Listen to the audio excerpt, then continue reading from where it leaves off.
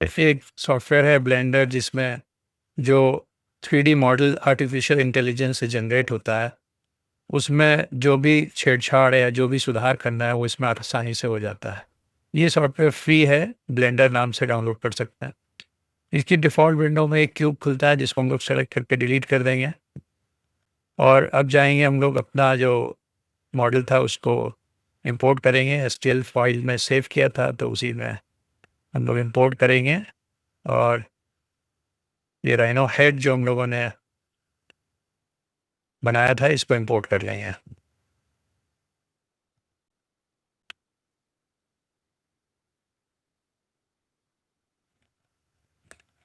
ये download folder में save किया था इसको मैंने,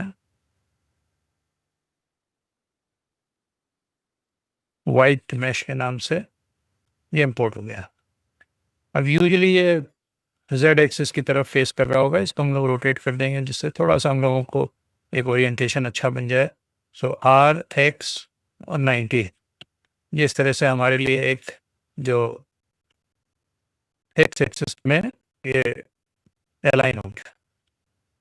अब पहली चीज़ जो हम लोग करनी है कि इसमें संभवतः ये एक हिस्सा है जिसको वॉल माउंट की तरह यूज़ कर सकते हैं, तो स्कल्प मोड में जाएँगे और एक टूल होता है ग्रैब, इसको पकड़ेंगे और ये हिस्सा हम लोग सीधा कर देंगे जिससे कि हम लोगों के लिए उपयोगी हो। एक्स एक्सिस में इसको अलाइन करना है व्यू पोर्ट से, जिससे कि हम लोगों को सही अनुमान लगे, और ये थोड़ा-सा इसका साइज़ बड़ा कर दिया जाए, और फिर हम लोग इसको इस हिस्से को सीधा करने की कोशिश करेंगे। ग्रैब मोड बेसिकली एक बड़े एरिया को पकड़ के उसको मनचाही दिशा में रोटेट करने का तरीका है, और ये हम लोग देख पा रहे हैं कि एक जैसा हम लोग चाहते थे कि ये वर्टिकल ओरिएंट हो जाए वैसा ओरिएंट हो गया है। और इसको अब मैं चाहता हूँ कि ये थोड़ा-सा ऊपर की तरफ फेस करे, और इसके लिए हम लोग फिर वापस ऑब्जेक्ट मोड में जाएँगे, सेलेक्ट करेंगे, रोटेट दबाएँगे एक्स एक्सिस पे, और इसको हम लोग एक्स एक्सिस पे रोटेट कर देंगे जैसा हम लोग चाहते हैं।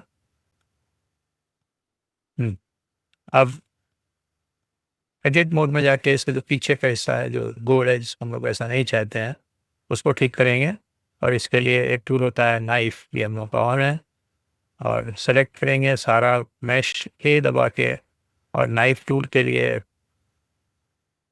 सेलेक्ट करने के बाद नाइफ टूल से हम लोग इसको बाइसेक्ट कर देंगे। इसमें बताना पड़ता है कि अंदर का हिस्सा टैप करना पड़ता है, तो ये आउटर है, ये इनर है, हम लोग आउटर को क्लियर कर देंगे और इसमें फिल टूल से फिल कर देंगे। अब ये हमारे मुताबिक इसको एक फ्लैट सरफेस मिल गया है जिसको दीवार पर माउंट की तरह यूज़ कर सकते हैं।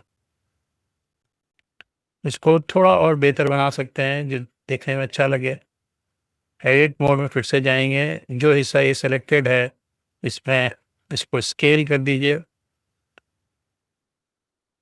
या एक्सट्रूड कर दीजिए जैसा आपको ठीक लगे। दोनों से फ़र्क क्या पड़ता है अभी देखेंगे हम लोग। एक्सट्रूड से ये वाई एक्सिस पे ग्रो कर जाएगा, और स्केल से इसको हम लोग चौड़ा कर देंगे, एक बेस बन जाएगा। फिर एक्सट्रूड, फिर स्केल, फिर एक्सट्रूड, और इस तरह से एक बेहतरीन बेस बन जाएगा इसको दीवार पे टाँगते समय उपयोग करने के लिए।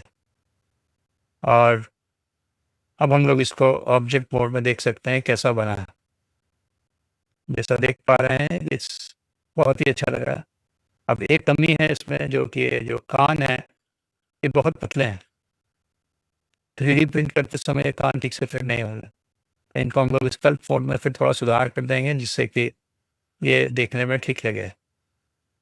इस यहाँ से स्कल्प मोड सेलेक्ट किया, और ये टूल है इन्फ्लेट डिफ्लेट, इसको सेलेक्ट करेंगे।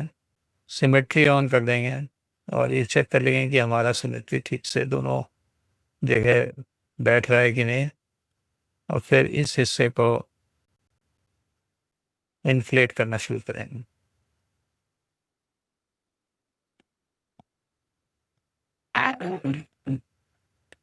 जैसे जैसे ये पूरा हिस्सा इन्फ्लेट होता जाएगा, इसकी थिकनेस बढ़ जाएगी और ये 3D प्रिंट करने लायक बन जाएगा। जैसे आप देख पा रहे हैं, तो सारा हिस्सा जो पतला था वो मोटा हो गया है। जहाँ पे आपको और लगे वहाँ पे जैसा महसूस करें ऐसा कर सकते हैं। और ये मॉडल अब लगभग तैयार है, इसको हम लोग प्रिंट करेंगे और देखेंगे कैसा बनता है। इसके लिए ऑब्जेक्ट मोड में वापस जाइए, फाइल पे एक्सपोर्ट एल और जहाँ इसको सेव किया था डाउनलोड पे, उसमें उसी नाम पे क्लिक करके एक्सपोर्ट कर दीजिए और ये फाइल अब सेव हो गई है।